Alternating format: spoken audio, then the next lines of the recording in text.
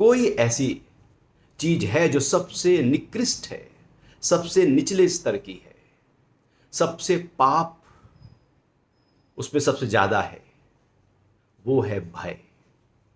भय से निचला स्तर और कुछ नहीं होता, क्योंकि भय कपाता है हमको, हमारे जीवन की ऊर्जा को। जब हम भयभीत होते हैं, भय में होते हैं, तो हमारे प्राण कप जाते हैं, वो प्राण जिनसे जीवन चलता है। हमारी ऊर्जाएं असंतुलित हो जाती हैं, वो ऊर्जाएं जिनसे पूरा जीवन चल रहा है। हमारा मन हिल जाता है, हमारी बुद्धि निर्णय लेने की क्षमता खो बैठती है, हमारा होश हवास सब बिखर जाता है, और व्यक्ति अंदर ही अंदर एक अनजाना सा डर लेकर कंप जाता है। ऐसे लगता है जैसे कोई समुद्र में सुनामी आ गई हो।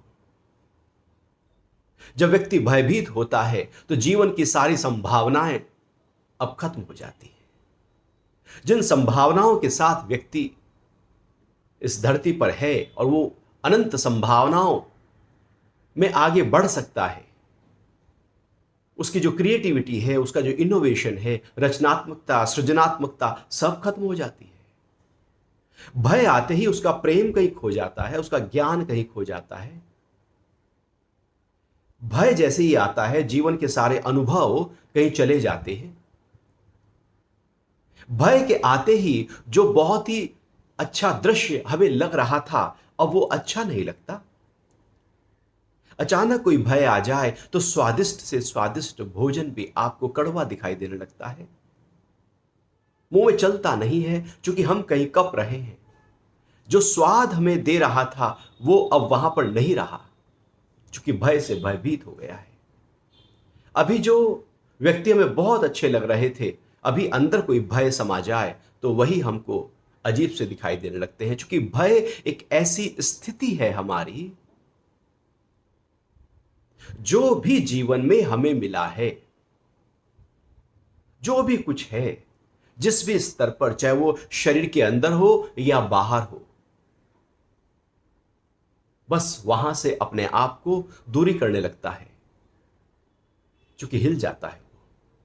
तो भय से बढ़कर पाप नहीं, भय से बढ़कर कोई निकृष्ट कृत्य नहीं। क्यों हो जाते हैं हम भयभीत? क्यों ये अनजाना सा डर हमारे साथ रहता है और हमें परेशान करता रहता है? डर है क्या? भय यही तो है जो है चला ना जाए, बस। और फिर इस भय की पूरी एक श्रृंखला बनती है कि जीवन में ना, मैं इनसे प्रेम करता हूं, ये प्रेम टूट ना जाए, ये संबंध है, ये संबंध कहीं बिखर ना जाए, डर आ जाएगा। मेरा जो धन जहां से आता है, इनकम जो सोर्स है, जो नौकरी है, जो व्यापार है, वो कहीं कमजोर ना पड़ जाए, कहीं चला ना जाए, कहीं नौकरी छूट ना जाए। अभी वो है, लेकिन भय अंदर चल रहा है। मेरे पास एक पद है, मैं ये समाज में, इस संस्था में, इस पार्टी में, इस पद के साथ हूं, ये छूट ना जाए, भय है। मैं विधायक हूं, मैं मंत्री हूं, ये चला ना जाए, भय है। एक भय है एक पद जाने का, एक भय है जो धन है वो कहीं खो ना जाए, चोर ले ना जाए, कहीं छूट ना जाए, भय है। भय है ये शरीर स्वस्थ है, बीमार ना हो जाए, कमजोर ना हो जाए। भय है कि चेहरे पर झुर्रियां ना आ जाएं, जो बाल काले हैं वो सफेद ना हो जाएं, भय है। भय है जो है वो इस तरह से ना रहकर किसी और तरीके से ना प्रकट हो जाए। भय है जो मुझे अभी तक प्रॉफिट हुआ है, कहीं लॉसेस शुरू ना हो जाएं। मेरा जो मान सम्मान रहता है चारों दिशाओं में, कहीं वो अपमान ना होने लगे, भय है। भय है हमें न जाने कितनी चीजों का, एक का थोड़ी है। जो मेरे संबंधी हैं वो चले ना जाएं, उनकी मृत्यु ना हो जाए, मेरी मृत्यु ना हो जाए, एक भय है। एक छोटे से लेकर एक मृत्यु तक का भय, जैसे कर्ण से लेकर मण तक, चींटी से लेकर हाथी तक, ऐसे भी हमारे साथ भय के अनेक रूप हैं। जैसे एक पेड़ है, उसकी कई शाखाएं हैं और उन शाखाओं पे बहुत सारे पत्ते हैं, ऐसे ही भय भी छोटे छोटे पत्तों के साथ हमारे जीवन में पूरा एक पेड़ बनकर खड़ा है। हम जहां भी होते हैं और जो चीज हमको बहुत ही अच्छी और प्रिय लगती है, बस उसके जाने का भय सबसे पहले आ जाता है। कोई चीज मिली नहीं कि वो चली ना जाए, ये भय पहले आ जाता है। हम जान नहीं पाते, हम सच को जान नहीं पाते और झुठलाते रहते हैं। इसलिए तो जब कोई अपना नजदीकी का मर जाता है, उसकी मृत्यु हो जाती है, तो हम कहते हैं स्वर्ग चला गया, हम कहते हैं कि वो तो मुक्त हो गया, हम कहते हैं आए हैं सब जाएंगे, हम कह देते हैं कि अब तो उम्र पूरी हो गई थी, जन्म जिसने लिया है उसकी मौत हो जाएगी। फिर हम कहते हैं गीता पढ़ के, आत्मा तो अजर है, अमर है, नित्य है, सनातन है, पुरातन है, शाश्वत है, न कट सकता है, न गल सकता है, न जल सकता है, न कोई काट सकता है, न कोई मार सकता है, वो तो जो कि त्यों है। हम कह देते हैं ऊपर ऊपर से, इसलिए कि वो जो भय हमारे अंदर है, कहीं ना कहीं हम उससे कंप्रोमाइज कर लेते हैं, हम झुठला देते हैं उस वास्तविकता को। ऊपर से हम कुछ कह देते हैं कि अंदर का जो भय है वो उभर कर ना आ जाए, उसकी मौत को देखकर मुझे मेरी मौत का फरमान का अनुभव ना होने लगे, मुझे मेरी मौत ना दिखाई देने लगे, जबकि जो भी मर रहा है सबकी ही मौत कहीं हमारी ही सूचना है। हम उसको झुठला देते हैं और भय खड़ा हो जाता है, दबा देते हैं। ऐसे ही जीवन में जितने भी भय हैं, हम उनको ऊपर ऊपर से, है वो भय लेकिन ऊपर ऊपर से मट्टी ढाक कर, जैसे कुत्ता वो पोटी करता है और उसके ऊपर मट्टी ढक देता है, ऐसे ही हमारे अंदर वो मट्टी ढकने पर बदबू थोड़ी गई, वो तो पोटी तो जो कि त्यों है। ऐसे ही हमारे अंदर भय है लेकिन हम ऊपर से ढाक देते, नहीं ऐसा नहीं हो सकता, ऐसा नहीं हो सकता। उसको ढाकने के लिए फिर हम कुछ आयोजन करने लगते हैं, कुछ तरीके अपनाने लगते हैं। हम कहते हैं हम तो नाच गाने में रहते हैं, हम टीवी देखेंगे, मोबाइल पर रहेंगे, हम किताब पढ़ेंगे, हम शास्त्र पढ़ेंगे, हम गीता पढ़ेंगे, हम वेद पढ़ेंगे, उपनिषद पढ़ेंगे, हम भजन करेंगे, कीर्तन करेंगे, हम कहीं सत्संग सुनेंगे। इसलिए कि वो जो भय अंदर चल रहा है वो कहीं उभर कर ना आ जाए, कहीं वो मुझे परेशान ना करने लगे, कहीं वो मुझे हिला ना दे, और क्या कर लूं मैं कि जिससे वो दबाए रखूं, ऐसा क्या कर लूं मैं कि जिससे वो गंध, जो भय है, जो पाप है, वो ढक जाए और कुत्ते की तरह हम मट्टी डालते रहते हैं। उस वास्तविक भय के साथ हम जीवन को नहीं जी पाते, नतीजा होता है कि भय उम्र भर खड़ा रहता है। ये अभिनिवेश है। मृत्यु का भय हर जीवधारी प्राणी के अंदर खड़ा है। एक मच्छर को भी जब आप मारने के लिए जाते हैं तो अपनी जान बचाकर भागता है, उड़ जाता है। किसी भी जीवधारी प्राणी के ऊपर जैसे कोई आघात करना लगता है तो वो एकदम अपनी जान बचाएगा, क्योंकि उसको डर है वो मर ना जाए। उसके अंदर वेदनाएं हैं, वो बहुत ज्यादा उस समय हिल गया है, क्योंकि उसको जान जाने का डर है, भय उसके अंदर भी है। हर जीवधारी प्राणी भय के साथ जी रहा है। हम भी भय के साथ जी रहे हैं। कुछ भय हैं जो उभर कर आ गए हैं, कुछ भय हैं जो दबे हैं। कुछ लोग कहते हैं मैं तो नहीं डरता, इसका मतलब है कि उसी के अंदर सबसे ज्यादा डर पड़ा है। नहीं डरता, ये केवल ऊपर का स्टेटमेंट है, बहुत ही ऊपर के स्तर की बात है। क्या उसने भय को जाना है? क्या भय के वास्तविक स्वरूप को अनुभव किया है? क्या भय का दर्शन किया है? क्या भय को जैसा वो है, जिस तरह का वो है, जिस रूप में वो प्रकट होता है, वैसे का वैसा उसको देखकर अपने मन को अभयता दी है? बाकी हम कह देते हैं मैं तो निडर हूं, मैं नहीं डरता। वो तो हमारा अहंकार बोलता है। अहंकार तो कह ही देगा मुझे तो जान जाने का भी डर नहीं, ये पच जाने का डर नहीं। ये डर तो इसका मतलब है कि पहले से ही है। हम डर से उठे नहीं, डर में ही हम मैनिपुलेट करके, डर को दबाकर हम कह देते हैं, जिससे मैं कुछ विशेष दिखाई दूं सोसाइटी में, कि ये डरपोक नहीं है। जो कहता है कि मैं डरपोक नहीं, सबसे ज्यादा डर उसी के अंदर चल रहा होता है, लेकिन वो ढक रहा होता है, क्योंकि डर तो सभी के अंदर चल रहा है। कोई ढक लेता है, कोई उभार लेता है, कोई उससे परेशान हो जाता है, भयभीत हो जाता है, दुखी हो जाता है, डिप्रेस हो जाता है, और कई कहता है मैं नहीं डरता। दोनों ही एक सिक्के के दो पहलू हैं, एक बिल्कुल निचले की तरफ है और एक ऊपर की तरफ है। दोनों ने डोर भय की पकड़ी है, एक ने ये सिरा पकड़ लिया, दूसरे ने दूसरा सिरा पकड़ लिया, लेकिन पकड़ा दोनों ने डर को ही है। एक डर के सबसे निचले स्तर पर चला गया और एक डर के ऊपर के स्तर पर अहंकार के आधार पर आ गया कि मैं नहीं डरता। ये सब बेकार की बातें हैं, इसमें कुछ रखा नहीं है। डर को हमें समझना होगा, भय को जानना होगा, क्योंकि सबसे बड़ा डर मौत का होता है, और ये मौत जन्म जन्मांतरों से हर योनि में हमें प्राप्त हुई है।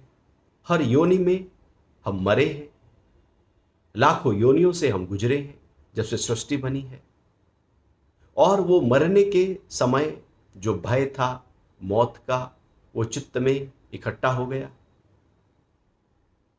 और हर योनि में हमसे सब बिछड़े हैं, हमारे वाले बिछड़े हैं, जो भी कुछ था हमसे सब गया है। क्योंकि हम भी नहीं बचे, तो सारे डर हम लेकर चलते हैं, और इस जीवन में भी बहुत कुछ हमसे दूर हुआ है, छुटा है, विरह हुआ है, वो सारे डर हमने संजोए हैं। सब डर इकट्ठा होकर एक पुलिंदा बन गए हैं, और उनके सबके आधार में जैसे कोई पेड़ हो, बाहर तो बहुत बड़ा दिख रहा है, लेकिन उसकी एक जड़ है। जड़ है यहां मौत का डर। मौत के डर के आधार पर जीवन के सारे भय खड़े हो जाते हैं। और हम यदि उस पेड़ की एक पत्ते को तोड़ भी दें तो क्या होगा? जड़ तो जू की त्यों खड़ी है। एक टहनी को तोड़ भी दें, क्या होगा? जड़ तो जू की त्यों खड़ी है। एक उसके फल को तोड़ भी ले तो क्या होगा? जड़ तो जू की त्यों खड़ी है। वो तो टहनी, पत्ते और फल फिर आ जाएंगे। ऐसे ही हम, कोई भय आता है जीवन में, कोई धन का नुकसान हो गया, थोड़ी देर के लिए हमने देखा, अरे अब तो चला गया तो चला गया। पहले डर था, अरे नुकसान हो गया, उसके बाद कहते हैं चलो ठीक है। लेकिन भय से मुक्ति नहीं हुई। वो जो सिचुएशन थी, वो जो घटना थी, उससे हमने अपने को बस अलाइन कर लिया, ठीक है ना। फिर एक जब दोबारा नुकसान होगा, फिर हम डरेंगे, फिर हम कहेंगे ठीक है ना। पहले डरेंगे, फिर कहेंगे ठीक है ना, और जीवन भर ऐसे ही चलता रहेगा। ऐसे ही न जाने कितने डर हम अपने जीवन में संजोए रखते हैं। ये डर के साथ जो जीना है, ये कोई जीना नहीं। क्योंकि ये डर जब आता है तो हमारी प्रार्थनाएं हमसे नहीं होती। सब डर की प्रार्थनाएं वास्तविकता की नहीं होती। जो सरलता और सहजता और सौम्यता और मधुरता हमारे अंदर होती है, वो डर तो खा जाता है। वो दीपक का तेल तो सूख गया, वो उसका जो घी है वो तो रहा ही नहीं, वो दीपक जलेगा कैसे? हमारे जीवन का जो रस है वो तो अभयता से आता है। हम ध्यान ही नहीं कर पाते। लोग बैठते हैं ध्यान के लिए, प्रार्थना के लिए, पूजा के लिए अपने साथ, लेकिन वो कहां बैठते हैं अपने साथ? वो तो अपने साथ अपना मैं, मेरा और मेरे वालों का ख्याल लेकर बैठ जाते हैं। वो बजा रहे हैं घंटी, लेकिन याद आ रही है ये काम करना है, ये काम करना है। बैठे हैं ध्यान में, लेकिन सोच रहे हैं कुछ और व्यापार। क्योंकि वो डर जहां जहां हमारे साथ होता है, हम वहां पर ज्यादा ध्यान देने की कोशिश करने लगते हैं। डर जू का त्यों खड़ा रहता है। क्योंकि डर अभी का नहीं है, डर तो भविष्य का है। कल कोई ऐसा ना घट जाए, और ऐसा न घट जाए, उस डर को आधार बनाकर अब हम उसकी प्लानिंग करने लगते हैं कि यदि ऐसा घट गया तो मैं क्या करूंगा। डर जू का त्यों है, उसकी प्लानिंग कर रहे हैं। तो जो प्लानिंग की है वो तो फिर बदल जाएगी, लेकिन डर जू का त्यों खड़ा रह जाएगा। भविष्य की प्लानिंग करनी है। वो डर जो आता है, वो प्रकृति कुछ शिक्षा दे रही है, कुछ बता रही है, वो कह रही है कि थोड़ा सा यहां पर ध्यान दो, ये कुछ गलती हो रही है, ये कुछ सही प्रकार से जीवन को नहीं जी रहे हो, यहां कुछ हलचल हो सकती है। वो जो भय जिस ख्याल का आ रहा है वो केवल और केवल हमें सही दिशा पर ले जाने के लिए है, लेकिन हम तो उसको भय मान लेते हैं। जो एक सीख थी वो हम भय मान लेते हैं। कल कुछ नौकरी चली गई यदि किसी की, तो क्या प्लान बी हमारा तैयार है? क्या हमने कुछ उस तरह की प्लानिंग की है? तो वो एक एक नई सोच हमें देती है प्रकृति, लेकिन हम उस भय को पकड़ लेते हैं। उसकी जो दूसरी तैयारी है वो छोड़ देते हैं, भय को पकड़ लेते हैं। शरीर बीमार ना हो जाए, हम उस भय को पकड़ लेते हैं, जबकि हमें तो शरीर के स्वास्थ्य को बनाए रखने के आयोजन करने थे। धन चला ना जाए, हमें तो आयोजन करने थे कि और कैसे धन नए नए तरीकों से आ सकता है। संबंध कहीं टूट ना जाए, हमें तो ध्यान देना था कि संबंधों में मधुरता को बनाए रखना है। वो जो आया है भय, वो तो तैयारी के लिए है। वो मौत का भय भी तैयारी के लिए है कि हम मुक्त भाव में कैसे अपने आप को ले आए। सारे भय हमें ऊंचा उठा देने के लिए हैं, लेकिन हम उसके निचले स्तर को पकड़ लेते हैं। ऊंचा स्तर छूट जाता है, निचले स्तर पर आकर हम भयभीत होकर, दुखी होकर, डिप्रेस होकर जीने लगते हैं। इसलिए कहा जाता है संसार दुखमय है, क्योंकि हमने निचला स्तर पकड़ा है।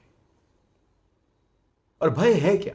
एक ख्याल है, एक विचार है, ऐसा ना हो जाए। और वो विचार जो है वही अब हम हो गए, तो हम भयभीत हो गए। वो था एक विचार, एक ख्याल, लेकिन हमने उसको अपने साथ पूरी तरह से जोड़ लिया, तादात्म्य स्थापित कर लिया, और हम ही भयभीत हो गए। उस ख्याल को क्या कभी हमने देखा है, या हम ख्याल ही हो गए? ख्याल होना और ख्याल को देखना, भय में अपने आप को ले जाना और भय को देखना, दोनों में बहुत बड़ा अंतर है। कैसे उठे इस भय से? भय से उठने के लिए जो भय का ख्याल है, उस भय के ख्याल के साक्षी होना होगा। उस समय जब कोई भय आता है, उस समय हम कुछ करने लगते हैं, कुछ विश्लेषण करने लगते हैं, कुछ तरीकों के माध्यम से उस भय को हम ढकने लगते हैं। ऐसे ही कि जैसे हम देखते हैं बहती हुई नदी में जब बारिशें होती हैं तो मट्टी, पहाड़ों की मट्टी उसमें बह कर आने लगती है। अब आप उस मट्टी को जो पानी में मिली हुई है उसको अलग नहीं कर सकते, कोई तरीका नहीं। लेकिन जैसे जैसे बारिशें रुकेंगी वो मट्टी नीचे बैठती चली जाएगी, और थोड़ी दूर जाकर देखेंगे धीरे धीरे धीरे धीरे जो गदला पानी था वो साफ होने लगा है, और एक समय ऐसा आएगा मट्टी पूरी तरह से नीचे बैठ जाएगी और पानी पूरी तरह से स्वच्छ निर्मल दिखाई देने लगेगा। भय को जैसे ही हम देखना शुरू करते हैं, भय के जैसे ही हम साक्षी होते हैं, जैसे ही हम ध्यान में उतरकर और हर भय को देखते हैं, तो हम भय से अपनी दूरी बना लेते हैं। भय के साथ कुछ नहीं करना, भय को देखना है। भय को देखने से जैसे मट्टी पानी के नीचे बैठ जाती है, ऐसी भय भी जड़ से कहीं समाप्त होने लगता है। आप देखो मौत को, क्या है मौत? उसकी गहराइयों को, किसी भी भय की गहराइयों को यदि हम नहीं देखेंगे तो वो ऊपर ऊपर का भय लगातार जीवन भर सताएगा, क्योंकि गहरे स्तर पर तो हमने देखा ही नहीं है, कोई बड़ा विचार तो हमने दिया ही नहीं है। हम तो छोटे ख्यालों में अपने आप को ले आए, बड़ा ख्याल, विशालता का ख्याल तो दिया ही नहीं। भय क्या है? संकुचित जीवन ही भय है। विशालता में जब हम आते हैं तो भय खत्म हो जाता है। आप जाएं प्रकृति में और देखें समुद्र को, क्या समुद्र है, अथाह है। जैसे उस विशालता को देखेंगे आपका भय वहीं कहीं डिसॉल्व हो जाएगा। हम सूक्ष्मता को देखते हैं, हम क्षुद्रता को देखते हैं।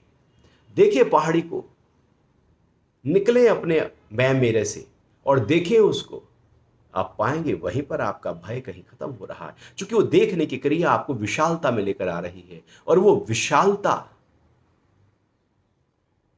उस दर्शन की वो जो ऋष्य जिसको देखना कहा गया है, उस क्वालिटी को डेवलप कर रहा है। पहाड़ है, आकाश है, लंबे लंबे पेड़ है, रेडवुड ट्रीज हैं, आप हिमालय पर जाएंगे, क्या घने पेड़ हैं। आप देखिए उन विशालताओं को, आप पाएंगे कि आप कहीं उस क्षुद्रता से निकल रहे हैं। इसलिए तो आश्रम जंगल के किनारे, नदी के किनारे, पहाड़ पर बनाए जाते थे, जिससे हम प्रकृति के नजदीक जाएं और उस प्रकृति की विशालता को देखकर अपनी जो छोटे जगत है उससे अपने को निकले। इसलिए ध्यान हम प्रकृति के नजदीक जाकर खुले वातावरण में आकाश के नीचे बैठकर करते हैं, जिससे हम उस दिव्यता के साथ एक हो जाएं, उस विशालता में आ जाएं। दर्शन बहुत जरूरी है। दर्शन मतलब देखना। जब भी कोई भय उठे, अनजाना सा भय, और छोटे छोटे दिन भर कुछ ना कुछ टूटता रहता है, कुछ चला जाता है, कुछ नुकसान हो जाता है, कुछ ये हो जाता है, कुछ वो हो जाता है, उससे अनजाना सा भय भी आता है, उसी को देखो। छोटे छोटे भयों के साथ प्रयोग को करना शुरू करो। जो केवल चर्चा को सुन लेने से, सीख लेने से बात नहीं बनेगी, हमें अपने अंदर प्रयोगों को उतारना होगा, तब हम भय से ऊपर उठ सकते हैं। अन्यथा भय जो का त्यों जीवन भर खड़ा रहेगा, और जब मौत सामने खड़ी होगी तो सबसे ज्यादा भयभीत हो जाएंगे हम, क्योंकि जो मैंने जीवन भर कमाया था, इकट्ठा किया था, पद, प्रतिष्ठा, धन, संबंध, वो सब छूटने वाले हैं। उससे बढ़कर, और जिस शरीर को खिलाया था, पिलाया था, निलाया था, धुलाया था, सुलाया था, ऐशो आराम में इसको रखा था, वो शरीर भी छूट रहा है। वो मन जिसकी हर इच्छा को पूरा करने में हम लगे थे, वो भी छूट रहा है। सब कुछ अब छूट रहा है जिसका लालन पालन किया था। एक भय बहुत बड़ा खड़ा हो जाता है। इसलिए मौत के समय भय फिर परेशान करेगा यदि अभी से हमने तैयारी नहीं की। और ये तैयारी केवल और केवल ध्यान की है, नित्य ध्यान की है, नित्य दर्शन की है, नित्य दृष्टा भाव की है। जितना हम अपने साथ रहकर साक्षी भाव में अपने को रखकर चीजों को देखना शुरू करते हैं, जैसे ही हम उसको देखना शुरू करते हैं, भय चला जाता है। भय इसलिए भयभीत करता है क्योंकि हम उसको देखते नहीं, हम उसी का ही हिस्सा बन जाते हैं। तो भय का ही हम यदि हिस्सा हो गए तो फिर हम देखने वाले नहीं रहे, तो हम तो भयभीत ही हो गए, भय में ही हम आ गए। जैसे क्रोध है, अब आप क्रोध को देखने वाले हो तो क्रोध शांत हो सकता है, आप क्रोध ही बन जाओ तो हम क्रोधी बन जाते हैं, क्रोध ही आप हो गए। तो क्रोध कैसे जाएगा? क्रोध तो खड़ा रहेगा, क्योंकि विचार ही हम बन गए, भय ही हम बन गए। हमें उस भय को, उस विचार को, उस ख्याल को जो भयभीत करता है, उसके थोड़ा सा परे जाकर साक्षी होकर उसको देखना होगा। यही ध्यान है। और ये ध्यान एक विपस्सना, जो भारतीय परंपरा के माध्यम से, चाहे वो ध्यान की 112 विधियां भगवान शंकर ने मां पार्वती को बताई, या बुद्ध की ध्यान की विधि हो, या जितनी भी पारंपरिक विधियां आ रही हैं, उसमें दृष्टा बहुत महत्वपूर्ण है। और इसी दृष्टा भाव के आधार पर, इसी दर्शन के आधार पर हमारे भारतीय दर्शन बने हैं कि देखना है बस। और ऋषि जो शब्द आया है, वो भी ऋषि का मतलब होता है, ऋष्य मतलब जो देखने वाला है, जिसने देखा है अपने उस आत्म तत्व को, देखा है उस प्रकृति को। देखना ही महत्वपूर्ण है। यही सांख्य योग है, यही ज्ञान है, यही ज्ञान योग है। बैठो अपने साथ, उतरो ध्यान में और देखो जो घट रहा है, जैसे घट रहा है उसको वैसे ही देखते जाओ। बैठो प्रकृति के नजदीक और देखो पेड़ को। देखो, ये ना कहो कि ये पेड़ है, ये हरा है, ये छोटा है, ये बड़ा है, ये मोटा है, ये बरगद है, ये पीपल है, कुछ ना कहो, बस देखो। देखने की क्रिया घटे, आप पाएंगे आप धीरे धीरे, आप न रहे, आपके अंदर जो मान्यता है, धारणा है, वो सब डिसॉल्व होती चली जाएंगी, आप पेड़ ही हो गए। देखो, ये देखने की क्रिया हमें विशालता देती है। भय से यदि मुक्ति चाहिए तो ध्यान में उतरकर दृष्टा भाव में आना होगा, अन्यथा ये भय जीवन भर, जन्म जन्मांतर तक हमारे साथ रहेगा। चित्त की गहराइयों में सबसे ज्यादा भय ही पड़ा रहता है, इसलिए जीवन भर हर प्राणी भयभीत होता रहता है। इसलिए इस भय से हमें मुक्त होना है। बैठो अपने साथ, रोज बैठो, साक्षी होकर बैठो। आप पाएंगे आपका भय कमजोर हो गया, आप अभय हो गए, आप निर्भय हो गए। अब निडर नहीं, निडरता में डर है, हम कह रहे हैं डर नहीं। अभयता में भय ही नहीं रहा। उस पेड़ की जड़ से ही उसको उखाड़ दिया है। अब वो भय रहा ही नहीं, अब आप अभय हैं। हरिओम।